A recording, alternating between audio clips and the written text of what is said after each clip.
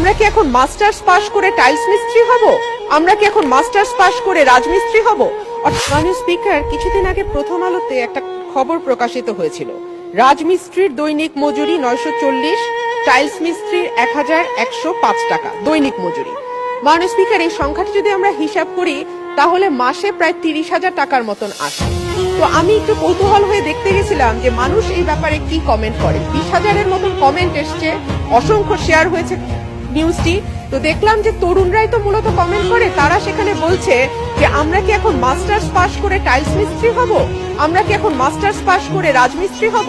অর্থাৎ এই যে আমাদের মানসিকতা, এই জায়গাটি আজকে মন্ত্রীও একই কথা বলছিলেন যে আমাদের মানসিকতা একটা বড় বাধা আছে। আমরা যখন দেশের মাটিতে থাকি তখন আমরা চিন্তা করি যে অনার্স মাস্টার্স পাশ করে আমরা ডেস্ক জবের বাইরে আর কোনো কাজ করব না, কিন্তু আমরাই যখন আবার বিদেশে যাই তখন যে কোনো কাজ করতে আমাদের কোনো রকম কোনো দ্বিধা থাকে না। আমরা যে